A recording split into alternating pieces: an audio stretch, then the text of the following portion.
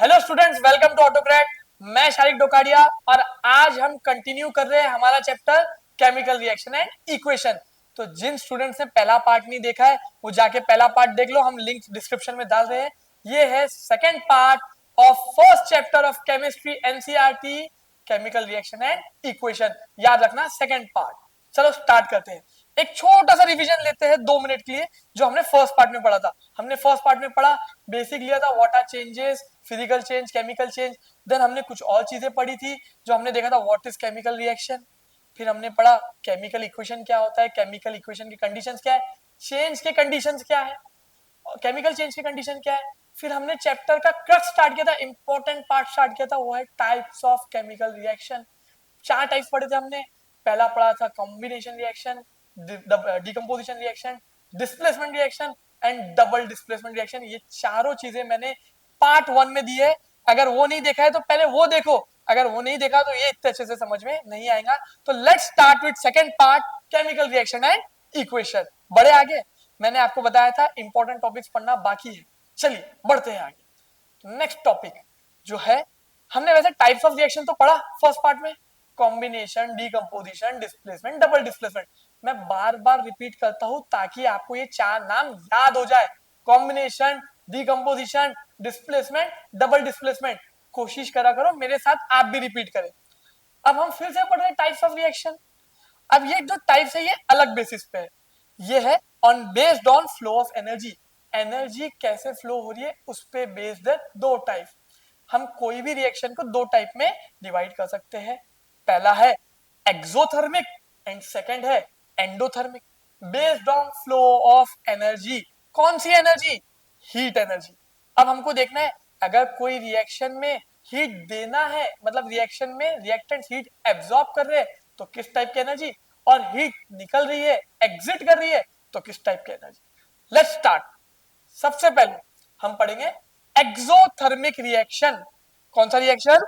Exothermic. देखिए नाम अगर आपने याद रख लिया, मैंने आपको बताया कि नाम समझ लिया तो आधा काम खत्म। तो सबसे पहले हम पढ़ रहे exothermic. Exothermic reaction are reaction in which heat is given out to the surroundings. ऐसे रिएक्शन में, ऐसे रिएक्शन जिसमें से हीट निकल रही है, बाहर आ रही है, सराउंडिंग में आ रही है, हीट एग्जिट कर रही है। हीट क्या कर रही है? एग्जिट। नाम देखो, एग्जिट, एक्सो, एग्जिट, एक्सो। नाम याद हो गया। एग्जिट हो रही है एक्सोथर्मिक, एग्जिट हो रही है एक्सोथर्मिक। तो कोई मैंने रिएक्शन किया और उसमें से हीट मिली, एक्सोथर्मिक रिएक्शन। एग्जांपल ले लेते हैं। एक एग्जांपल, फॉर एग्जांपल मैंने कैल्शियम कार्बोनेट, नहीं कैल्शियम कार्बोनेट का, हाँ कैल्शियम कार्बोनेट एग्जांपल लेते, यहाँ लिख लेता हूँ। कैल्शियम, कैल्शियम ऑक्साइड का लेते, calcium oxide, calcium carbonate, calcium oxide को मैंने रिएक्ट किया वाटर के साथ। कैल्शियम ऑक्साइड मतलब quick lime, quick lime powder form में आएगा, उसको वाटर के साथ एक बीकर में डाल दिया। ये मैंने क्विक लाइम लिया, उसमें वाटर मिक्स कर दिया, इसको स्टर किया, पता चला ये रिएक्ट होने के बाद बनाया calcium hydro oxide. Calcium oxide जिसको हम क्विक लाइम बोलते हैं, चूना पानी में मिलाया तो उसने क्या बनाया? Calcium hydro oxide. और जब हमने इसमें थर्मामीटर डाला, पहले थर्मामीटर डाला हमने तो पता चला टेम्परेचर कुछ और था। अब calcium hydro oxide silicate line में जब हमने थर्मामीटर डाला तो पता चला टेम्परेचर कुछ बहुत कम कम डिग्री से बढ़ गया है, लेकिन बड़ा है। बड़ा है मतलब हीट रिलीज हुई, हीट एग्जिट हुई, मतलब एक्सोथर्मिक रिएक्शन। एक बार रिपीट करते हैं। कैल्शियम ऑक्साइड जिसको हम क्विक लाइम कहते हैं, कैल्शियम ऑक्साइड केमिकल नेम है, क्विक लाइम कॉमन नेम है। Quick lime when reacts with water to give you calcium hydroxide, also called as silicate lime, silicate lime. तो इसमें क्या हुआ, जब हमने वाटर के साथ रिएक्ट किया तो टेम्परेचर इंक्रीज हुआ, मतलब हीट रिलीज हुई, मतलब हीट एग्जिट हुई, एग्जिट मतलब एक्सोथर्मिक रिएक्शन। थर्मिक, थर्मिक का है, अभी थोड़ी देर पहले पढ़े हमने, पहले पार्ट में पढ़ा था। थर्मिक मतलब heat, exo stand for exit, exit, heat exit हो रही है, एक्सोथर्मिक रिएक्शन। कुछ और एग्जांपल्स, यहाँ क्या लिखा है? Many oxidation reactions are exothermic reaction. Exotherm oxidation reaction क्या होता है हम 10 मिनट बाद पढ़ेंगे, इसी वीडियो में पढ़ेंगे, डोंट वरी। तो ऑक्सीडेशन रिएक्शन में भी क्या हो रहा है? क्या हो रहा है? एक्सोथर्मिक रिएक्शन हो रहा है। कंबशन रिएक्शन, कंबशन मतलब बर्निंग, हीट कर रहे हो, क्या हो रहा है? बहुत सारे जब जब कंबशन रिएक्शन होता है तो हीट रिलीज भी होती है, राइट है, एक्सोथर्मिक रिएक्शंस। बड़े आगे, दो टाइप के रिएक्शंस मैंने बताया based on flow of energy, exothermic and next endothermic.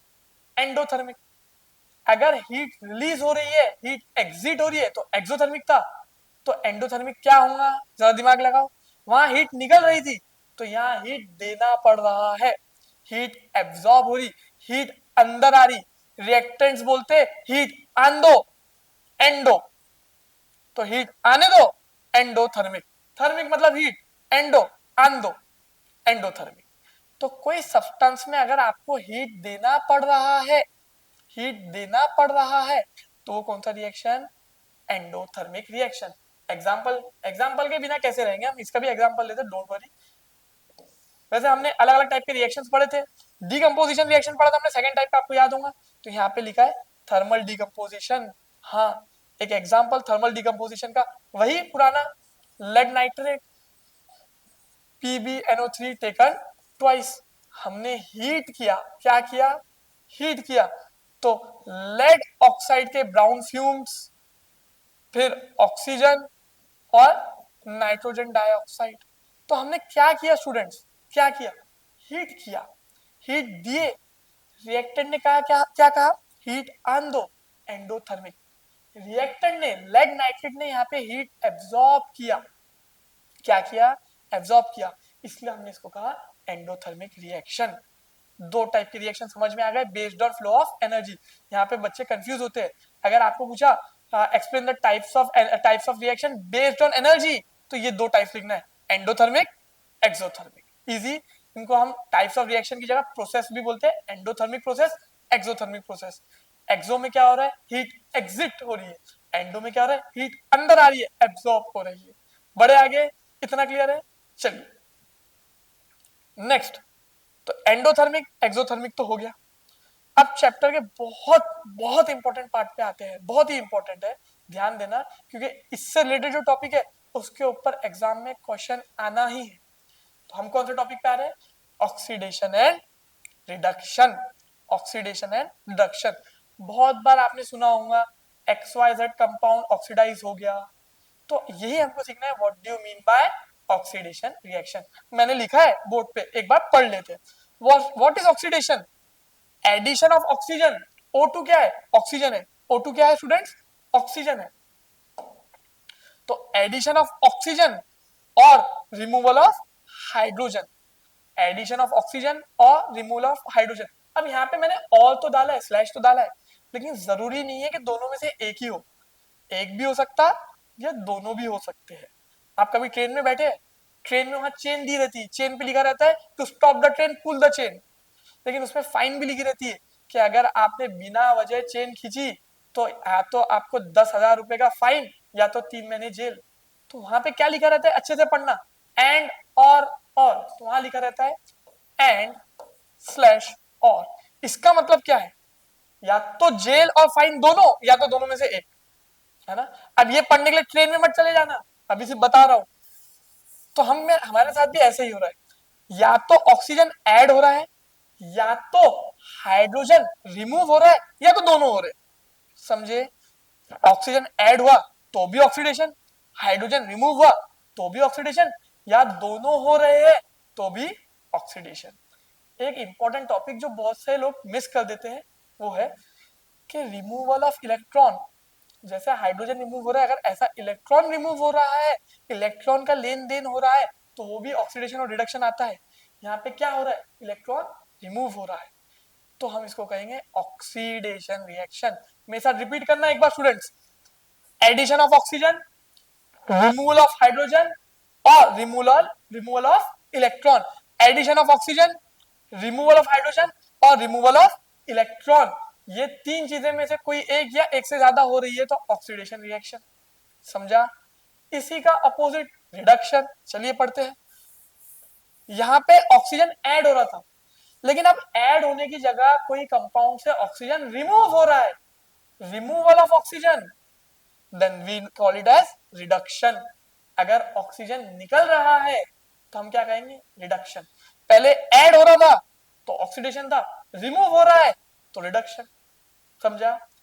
हमने पिछले इसमें पढ़ा था कि हाइड्रोजन रिमूव हो रहा था स्टूडेंट्स, याद रखना, हाइड्रोजन रिमूव हो रहा था, तो यहाँ पे हाइड्रोजन ऐड हो रहा है, और हाइड्रोजन अगर ऐड हो रहा है तो इलेक्ट्रॉन भी ऐड हो रहा है। समझा? एक बार रिपीट करते हैं, ध्यान देना। Oxidation, addition of oxygen, removal of hydrogen और removal of electron. Addition of oxygen, removal of hydrogen या रिमूवल ऑफ इलेक्ट्रॉन। रिडक्शन उल्टा, removal of oxygen, addition of hydrogen या एडिशन ऑफ इलेक्ट्रॉन। ये याद रखना है। तो हमें पता चल गया कि एडिशन ऑक्सीडेशन रिएक्शन कब हो रहा है, रिडक्शन कब हो रहा है। इसके एग्जांपल्स भी लेंगे, डोंट वरी, डोंट वरी। एक एग्जांपल ले लेते हैं, अभी ले लेते हैं, पहले ऑक्सीडेशन का एग्जांपल लेते हैं। ऑक्सीडेशन मतलब एडिशन ऑफ ऑक्सीजन। एक एग्जांपल, वही बेसिक सा एग्जांपल कि कार्बन को हमने बर्न किया, एक काम करते हैं, क्लियर दिखना चाहिए। कार्बन को हमने बर्न किया in presence of oxygen, heat किया इन प्रेजेंस ऑफ ऑक्सीजन, तो क्या हुआ, कार्बन डाइऑक्साइड बना। राइट है? कार्बन में ऑक्सीजन नहीं था, अब आ गया, हुआ एडिशन ऑफ ऑक्सीजन, तो nothing but oxidation reaction. Easy, easy, बड़े आगे। चलिए एक चीज और पढ़ा देता हूं मैं आपको इसमें, कि कार्बन ऑक्सीडाइज हुआ, या हम बोलेंगे कार्बन इज ऑक्सीडाइज्ड, और ऑक्सीडाइज होने के बाद, ऑक्सीडेशन होने के बाद वो कार्बन डाइऑक्साइड बना है, ऑक्सीडेशन होने के बाद। तो कार्बन ऑक्सीडाइज हुआ, ठीक है, लेकिन ये ऑक्सीडाइज किसकी वजह से हुआ, किसकी वजह से हुआ, तो आप कहोगे सर ऑक्सीजन की वजह से हुआ। राइट है? तो यहाँ पे ये ऑक्सीजन हमारा हो गया ऑक्सीडाइजिंग एजेंट। क्या हो गया? Oxidising agent.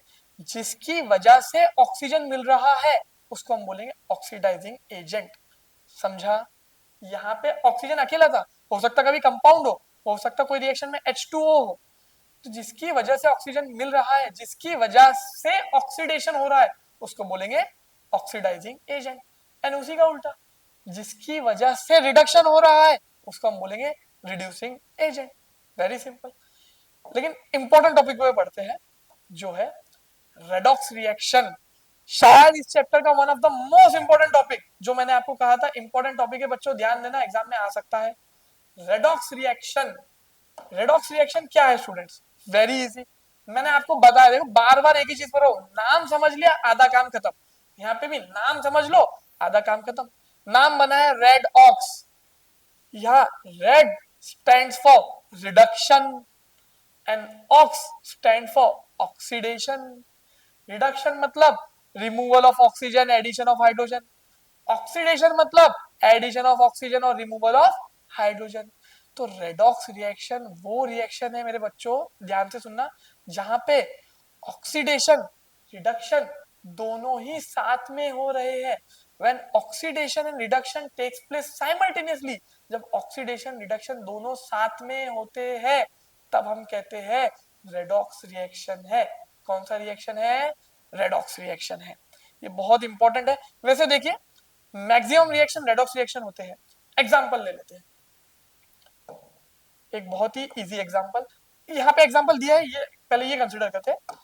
Copper oxide CuO जब हाइड्रोजन के साथ रिएक्ट किया तो उसने कॉपर और वाटर दिया।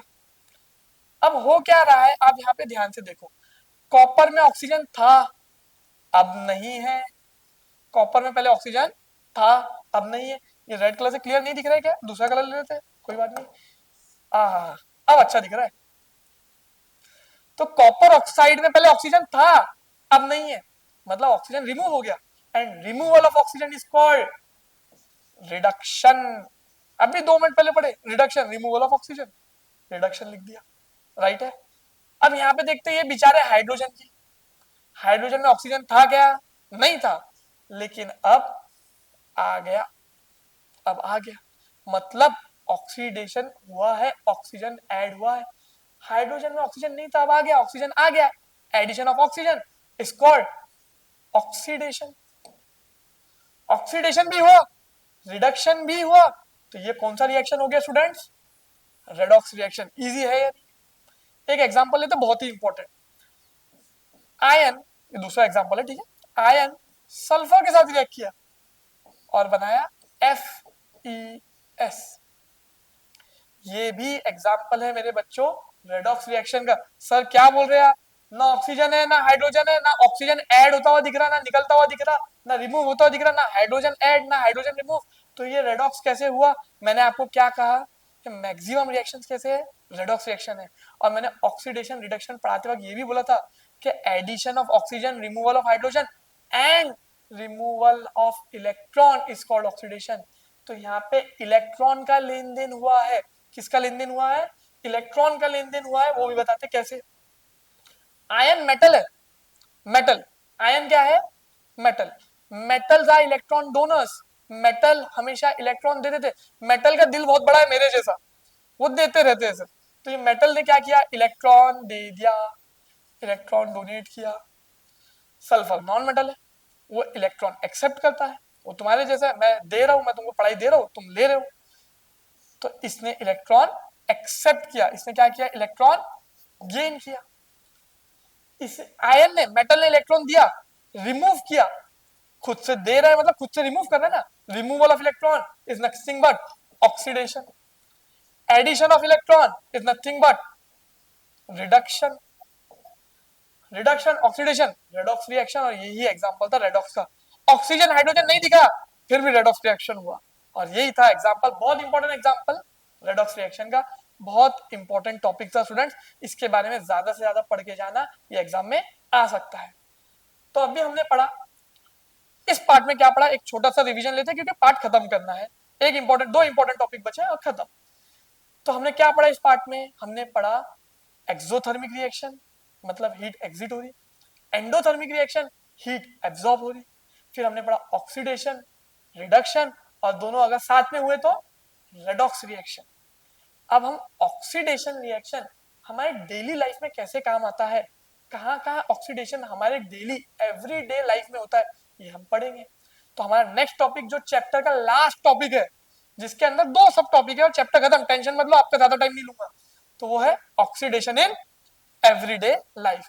तो हमारी रोजमर्रा की जिंदगी में एवरीडे में ऑक्सीडेशन कहाँ हो रहा है? सबसे पहला एग्जांपल, प्राइम एग्जांपल, वो है कोरोजन। कौन सा एग्जांपल है? कोरोजन। एक मिनट, हाँ,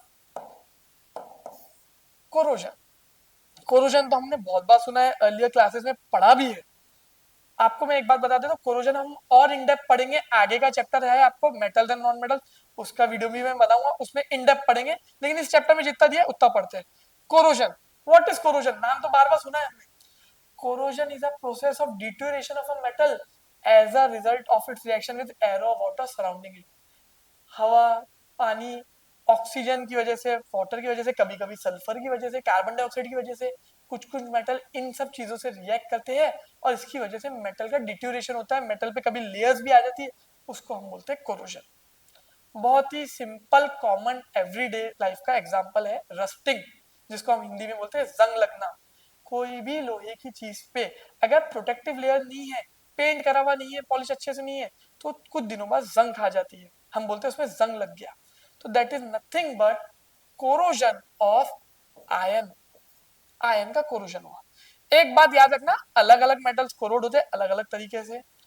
आयन के कोरोजन को स्पेशल नेम दिया रस्टिंग। तो आयन के कोरोजन को स्पेशल नेम दिया रस्टिंग। रस्टिंग कहाँ यूज होगा? सिर्फ और सिर्फ आयन के लिए, सिर्फ और सिर्फ लोहे के लिए।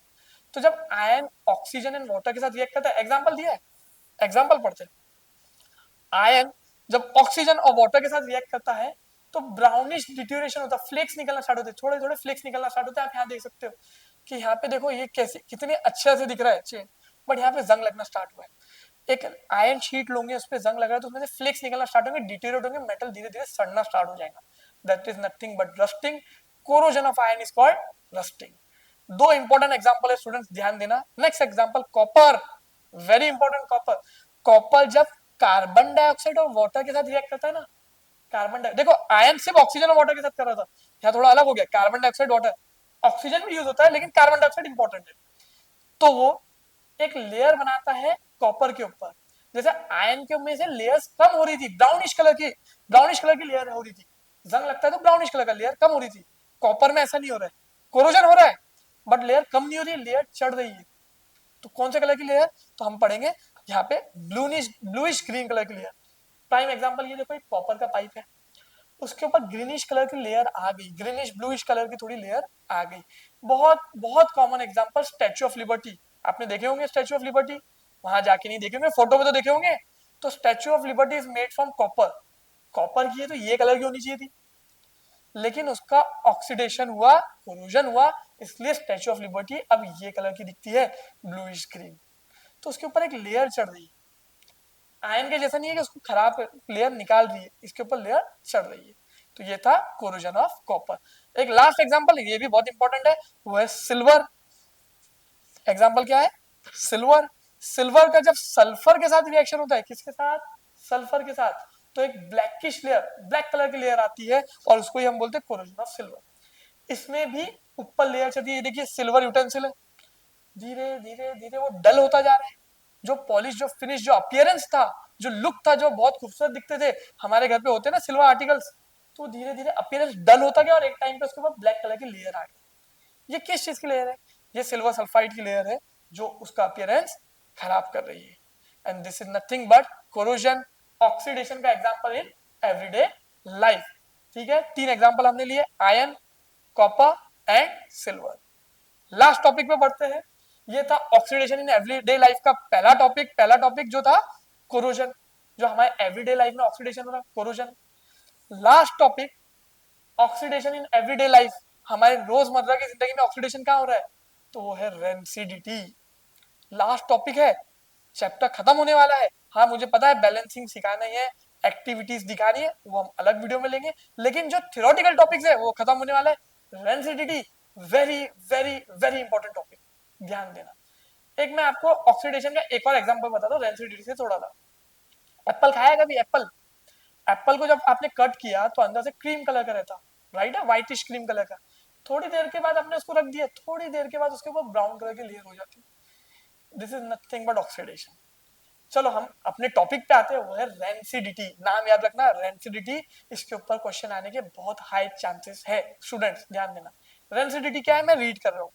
When fats and oils are oxidized, जब खाने की चीजों में जिसमें फैट और ऑयल रहता है, खाने के वो पदार्थ, वो प्रोडक्ट्स जिसमें फैट और ऑयल रहता है, वो जब ऑक्सीडाइज होते हैं, मतलब ऑक्सीडेशन रिएक्शन हो रहा है, ऑक्सीडाइज हो रहे हैं, तो दे बिकम रेंसिड, उनका टेस्ट बदल जाता है, स्मेल बदल जाती है।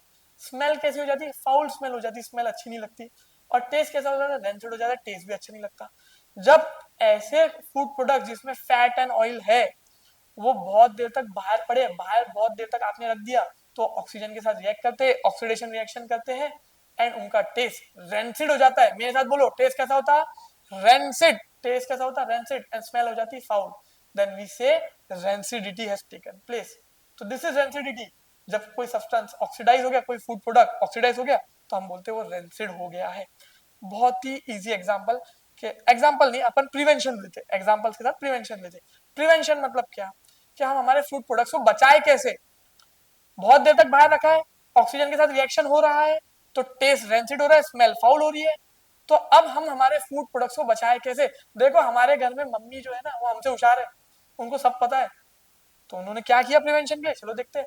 सबसे पहला प्रिवेंशन यहाँ लिखा है, एयर टाइट कंटेनर्स। फोटो में देखो कि तुमने फूड प्रोडक्ट्स को एयर टाइट कंटेनर्स में रखा, तो रेंसिडिटी से बच गए बहुत हद तक। कैसे? रेंसिडिटी कब हो रही है? जब फूड प्रोडक्ट ऑक्सीजन के साथ रिएक्ट कर रहा है। एयर टाइट कंटेनर में रख दिया तो ऑक्सीजन उसको ज्यादा मात्रा में मिल ही नहीं रहा है। तो फॉर एग्जांपल हम लेते चिप्स या कुछ भी फ्राइज लिए अगर आपने, तो जो क्रिस्पी आइटम्स है वो मॉइस्चर से भी बचता है, और ऑक्सीजन ना मिलने की वजह से रेंसिड भी नहीं होता है। इसलिए एयर टाइट कंटेनर, तुम देखो घर पे मम्मी कोई भी चीज आती फट से एयर टाइट डब्बे में, वो डब्बा कहाँ जाता पता भी नहीं चलता, तो डब्बे में जाता है। क्यों है? रेंसिडिटी से बचाने के लिए। इजी, बहुत इजी। नेक्स्ट, लॉजिक लगाओ, और क्या प्रिवेंशन हो सकता है? किस चीज का प्रिवेंशन करना है? रेंसिडिटी का।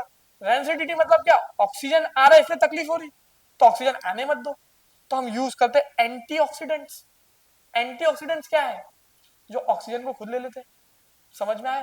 तो फूड प्रोडक्ट में ऑक्सीजन नहीं जाता, राइट है, ऑक्सीजन नहीं जाए तो रेंसिडिटी नहीं हो रही है, तो हम एंटीऑक्सीडेंट यूज कर सकते हैं फूड प्रोडक्ट के साथ। Next, last very important topic, nitrogen. तुमने चिप्स तो खाए होंगे, चिप्स के पैकेट, वो चिप्स का पैकेट नहीं है ना, 10 रुपए का, 2 रुपए की चिप्स रहती है, 8 रुपए की हवा रहती, तो बच्चों वो हवा नहीं है, उसमें नाइट्रोजन भरा है। क्यों? क्योंकि वो चिप्स ऑयल में तले, उसमें ऑयल एंड फैट्स है। तो अगर उसमें हवा रहेंगी तो ऑक्सीजन रहेगा, ऑक्सीजन रहा तो रेंसिडिटी होंगी, टेस्ट खराब हो जाएगा, स्मेल खराब हो जाएगी, तुम खाएंगे नहीं, 10 रुपए वेस्ट। तो उसमें जो पैकेट में हवा नहीं रहती, क्या रहता? नाइट्रोजन रहता, और वो नाइट्रोजन रेंसिडिटी को प्रिवेंट करता। और ये था हमारा everyday life, oxidation in everyday life का सेकंड टॉपिक। पहला था कोरोजन, दूसरा था रेंसिडिटी। और इसी के साथ हमने चैप्टर का थियोरेटिकल पार्ट के खत्म। स्टूडेंट्स, यहाँ पे खत्म होता है सेकंड पार्ट इस वीडियो का, इस चैप्टर का, chemical reaction and equation. I hope आपको दोनों पार्ट बहुत अच्छे से समझ में आए होंगे। कुछ डाउट्स रहा तो डोंट वरी, मैं हूं ना, आप कमेंट करो, मैं उसके जवाब दूंगा। होपफुली मैं बहुत जल्दी जवाब दूंगा। आपको कुछ नेक्स्ट टॉपिक्स कौन से चाहिए वो भी कमेंट करो, मैं जल्द से जल्द नई वीडियो लेके आऊंगा। आपको ये वीडियो कैसा लगा वो भी कमेंट कीजिए। लाइक करो, शेयर करो, सब्सक्राइब करो, अपने फ्रेंड्स में शेयर करो ज्यादा से ज्यादा। तो यहाँ पे अपन वीडियो खत्म करते हैं। Thank you.